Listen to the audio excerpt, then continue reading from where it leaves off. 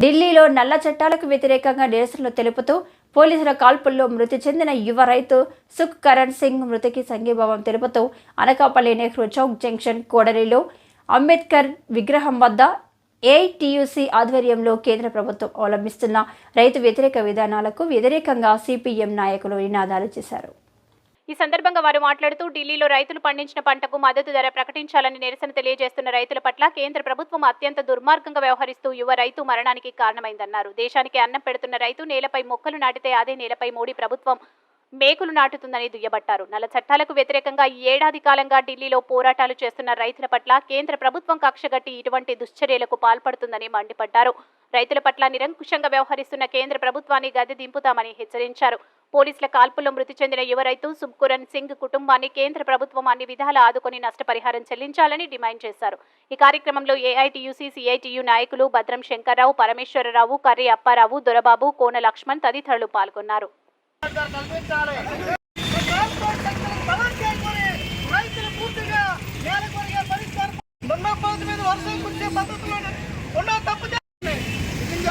మోడీ ప్రభుత్వానికి గద్దె దింపే వరకు కూడా పోరాడాలి.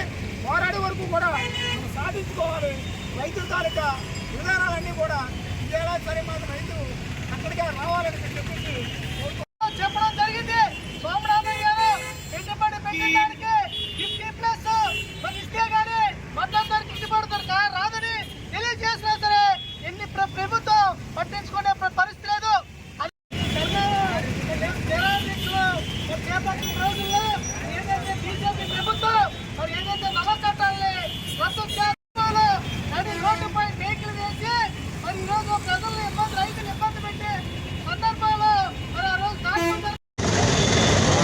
ఈరోజు దేశవ్యాప్తంగా రైతులు కార్మికులు పెద్ద ఆందోళన చేపడతా ఉన్నారు.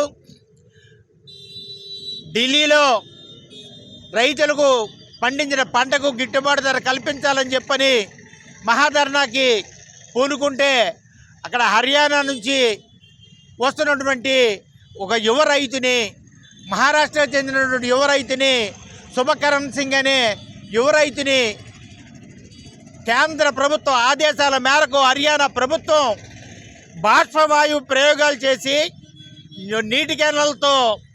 నీటి క్యాన్లను ప్రయోగించి రబ్బర్ బుల్లెట్లు ప్రయోగించి యువ రైతు మరణానికి కారణమైంది. రైతు నేల మీద మొక్కలు నాటి పంటలు పండించి దేశానికి అన్నం పెడుతుంటే మోడీ గారు నేల మీద మేకులు నాటి రైతులు హత్యలకు పూనుకుంటూ ఉన్నారు. ఇది రైతు వ్యతిరేక ప్రభుత్వం. గత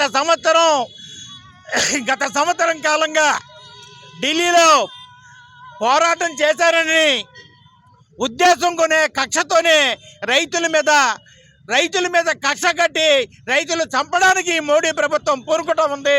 కార్మికులు చంపడానికి మోడీ ప్రభుత్వం పూనుకుంటూ ఉంది.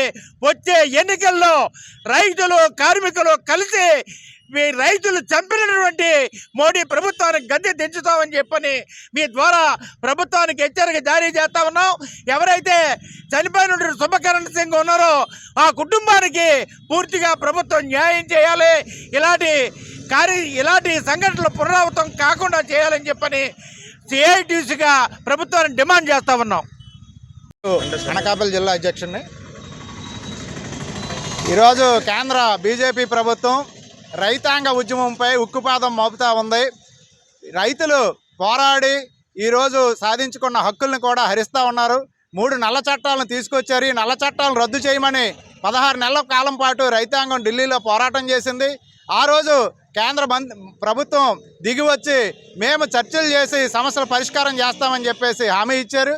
ఇచ్చిన హామీ 6 నెలలు అవుతున్నా ఇప్పటి వరకు ఎక్కడ పరిష్కారం చేయడం లేదు. రైతుల పంటలకు గిట్టుబాటు ధర కల్పించాలని చెప్పేసి ఈరోజు కేంద్ర ప్రభుత్వం సోమనాథన్ గారికి గుర్తింపు ఇచ్చి అవార్డులు ఇచ్చి ఈరోజు సన్మానం చేసింది. కానీ ఆయన చెప్పిన C+2 ఏదైతే ఉందో దాన్ని మాత్రం రైతాంగానికి ఇవ్వడం లేదు. రైతులు పండించిన పంటలకు గిట్టుబాటు ధర కల్పించాలి. బీజేపీ ప్రభుత్వం అధికారంలోకి వచ్చిన తర్వాత గతంలో ఒక గంటకి రైతు ఆత్మహత్య చేసుకుంటుంటే ఈరోజు అది ఇంకా అరగంటకి ఇంకొక రైతు ఆత్మహత్య చేసుకునేటట్టు పెరిగాయి. లక్షలాది మంది రైతులు ఈరోజు చనిపోతున్న పరిస్థితులనే ఉన్నాయి. కాబట్టి రైతు పోరాటం మీద ఉక్కుపాదం మోపడాన్ని ఆపి రైతు సంఘాలతో